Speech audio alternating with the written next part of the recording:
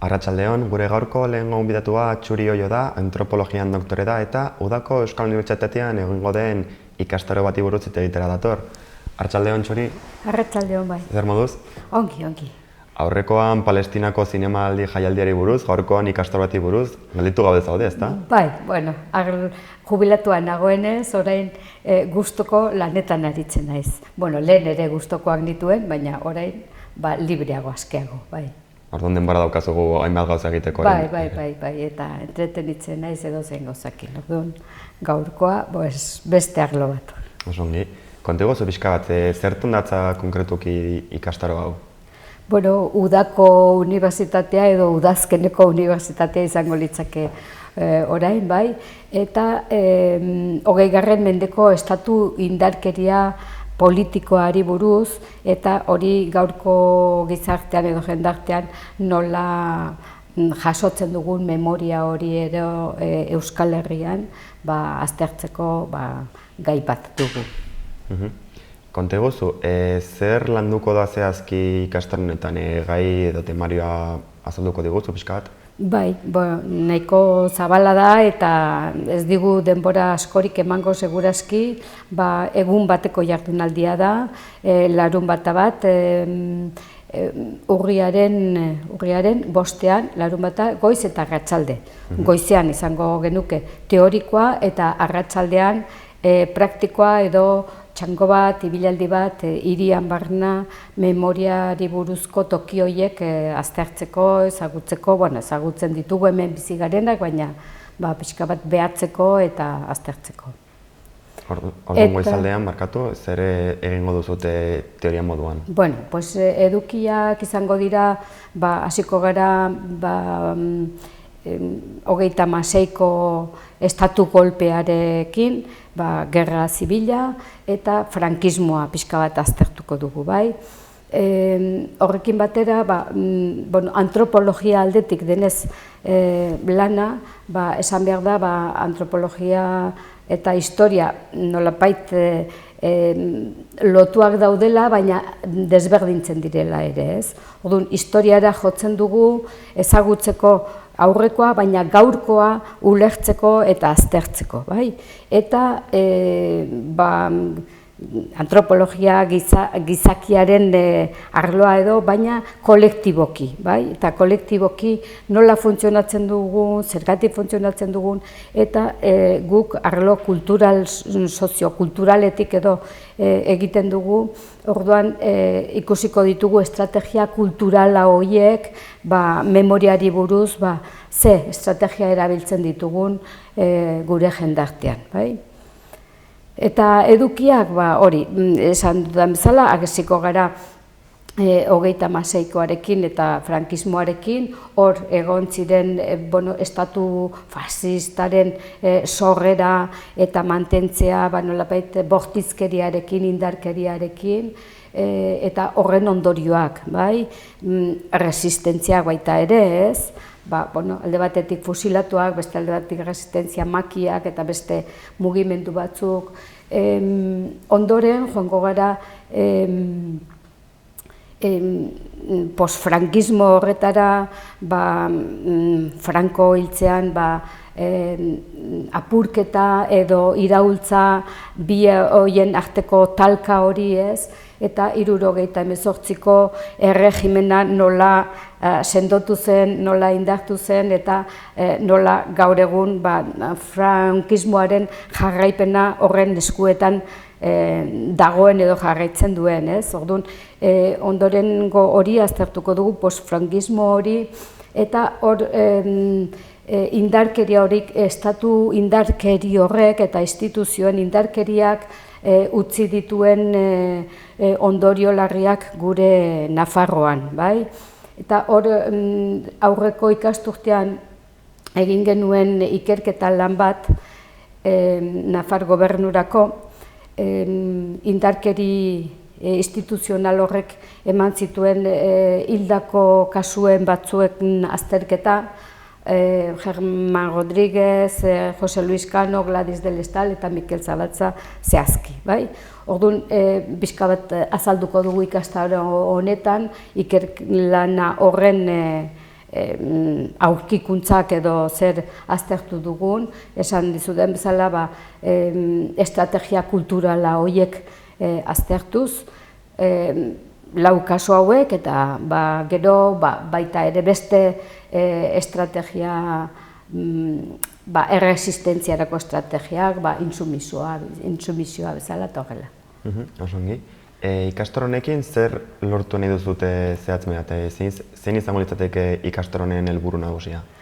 Memoria historikoaren ikerketan edo antropologiak eta metodologi etnografikoak ekartzen dituen edo ekarpena horiek, gure jendartea ezagutzeko, ulertzeko eta aztertzeko.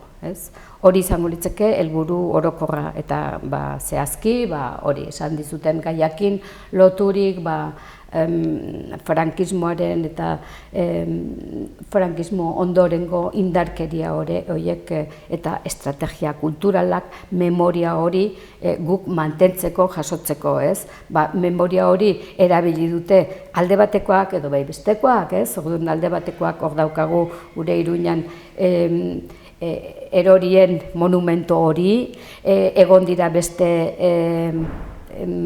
gauza batzuk, kaleen izenak, monumentuak eta eta frankismo ondoren pixka bat hasi ginen indartzen edo beste estrategia batzuk beste aldetik, resistentzia horren aldetik edo beste aldetik, bai? Orduan, hor ikusiko ditugu ze estrategia erabili diren edo erabiltzen diren, adibidez, fusilatutakoen oroigarri kaleetan jarri diren plakatxo horiek, edo monumentuak, edo monolituak, edo hilarri edo estelak, edo ibiltzen diren beste estrategia batzuk, omenaldiak, edo abestiak, edo bideoak, edo hainbat eta hainbat estrategia kulturalak, bai? Ikastaro hau zuk emango duzu beste bi kiderekin, ezta? Nortzuk dira beste bi kide hauek? Talde txiki bat gara, lera mugarik gabeko antropologoak, lehen unibertsitate publikoaren barruan geunden, gero nolapait kanporatu edo iskinan edo bazterrean gaude, hor justo, ez?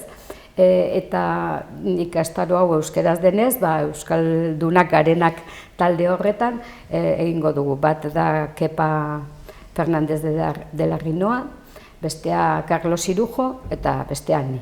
Hiruen artean egingo dugu. Hiruren artean proposatutako ikastaro da honako hau edo unibertsitateak proposatu du eta zuek batu zarete ekimen honetara? Ez, guk proposatu genuen, egin genuen azterketa hori, Nafar Gobernurako egin genuen ikerketa hori pixka bat gehiago zabaltzeko gure jendartean, gure Iruñan, Nafarroan, eta horregatik guk proposatu genuen eta onartu zuen Udako Euskal Unibertsitateak.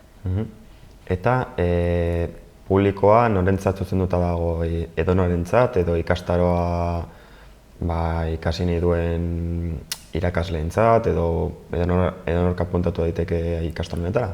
Bai, edo zein apuntatu daiteke, ez da eskatzen inongo titulorik eta inongo aurre prestakuntzarik, ez? Izan daiteke ikasleak, irakasleak, edo zein memoriari buruz lantzen ari diran taldeetako jendeak, Iruñan baditugu edo Nafarroan baditugu talde asko, memoriari buruz lanean ari direnak, orduan, horiendako jazarpena hori jaso duten familiendako, eta edozein erintzat. Izen emateko datak oraindik ere martxan dabil, osea, jendea oraindik ere apuntatu daiteke, irailaren 30 arte uste dut, ezta? Hori da, 15ean uste dut hasi zela eta 30 arte irekia dago. Prezio ezberdinak dira, segun eta langabezian edo ikaslea izan edo horrela, baina ez da garestia 30, 40 euro inguruan. Eta Udako Euskal Unibertsitateko webgunean izen eman beharko dute interesatuek? Bai. Baina, ez badiote denborarik ematen, egun horretan ere izango da aukera. tokia esango genuke, izango dela Errotxapean, Joakin Behuntza Mairuan, Udako Euskal Unibertsitatearen egoitzan. Eta bi alde izango ditu, esan dudan bezala, goizean egingo dugu teorikoa, eta arratsaldean ibilaldia, hirian barna hasiko gara intsumisoen parketik, lehen espetxean zegoen toki horretatik, gero Ziudadelara joango gara, hor fusilatuen plakaren bat edo badago, gero hirian barna dauden oztopo edo plakatxo, lurrean dauden plakatxo horiek joango gara behatzen, eta azkenik Jose Luis Cano eta Germán Rodríguezen oroigarriak daudenak gure hirian. Paseotxo luzea daukazute egiteko? Bueno, arratsalde politia ateratzen zaigun eta txangoa. Espero dugu, bai. Jende animatzen ari da edo espero duzute jende animatzea? Bai, bialdu dugu, unibertsitateak berak bialdu du informazioa, atera du publizitatea, eta guk ere bai, eta ez dakit ziur zenbat jende dagoen apuntatua, baina nik uste izango dela jendea. Gai interesgarria da azken finean. Bai, eta asko lantzen ari garena Nafarroan eta beste toki batzuetan ere gaur egun, ez? Ez dakit, hemengoak ditugu, aztertzen ditugun kasu hauek, ez?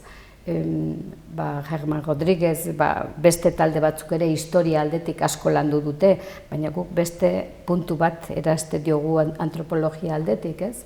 Eta Jose Luis Canorena, azterketa politak izan dira, familiarekin, lagunekin, eta horrela orduan alde hori ikusiz, ez bakarrik alde politikoa, bezik soziala eta familiara. Eta, nahiz eta ikastora hau egun osoa iraun, datorren aste hilabeteetan beste ikastaroren batean murgilduta egongo zara edo jarraikortasuna emango diozute gai honi, beste motu batetako aktibitateekin? Bai, gure taldeak, Lera antropologo taldeak, orain badugu beste proiektu bat eskuartean, eta dira beste 3 kasu instituzioen indarkeri horrekin hildakoak, dira Mikel Arregi, lakuntzakoa, Angel Berrueta, Donibanekoa, eta Naparra. Orduan, orain hasi gara horiek aztertzen, familiarekin, lagunekin, eta eta orduan, horren ondoren, emaitza horiek baita ere gustatuko litzaiguke zabaltzea, ez bakarrik Nafar gobernuari, baizik herriari ere, ez? Noski baietz. Txuri, ez dakit beste zer komentatu nahiko zenuke, edo jendea igual animatu ikaste honetara apuntatzeko? Bai, polita izango da, parte hartzearekin ez bakarrik gure rollo teorikoa bota, baizik nolabait partizipatiboa izango da, eta txango horrekin gehiago, orduan animatu eta egun politia pasatuko dugula esan. Mi esker Txuri ikastoren buruz hitz egiteagatik eta espero dugu dena ondo joatea eta hurrengo ikerketa horietan ere ea emaitzak laster lortzen ditugun eta berriz ere etorri baldin baduzu ikerketa honi buruz hitz egiteko gomendatuta zaude. Alde batetik gai gogorrak dira, ez, tristeak, baina baita ere ez dakit ikusten dugu familiarengan eta lagunengan oso emaitza positiboak ematen dituela, ez? Hainbeste urtetan, 40 urtetan isildu diren gauzak, nolapait ateratzen dira kanpora eta ez dakit terapia moduan balio duen, baina nolapait partekatzea besteekin eta errekonozimendu hori izatea bai jendartean, bai orain instituzioetan ere pixka bat, baleogarria da. Orduan horrek ere naiz gai gogorra izan, ekartzen du beste alde positibo polita hori. Alaxe da bai. Mi esker Txuri eta beste bat arte. Zuri ere.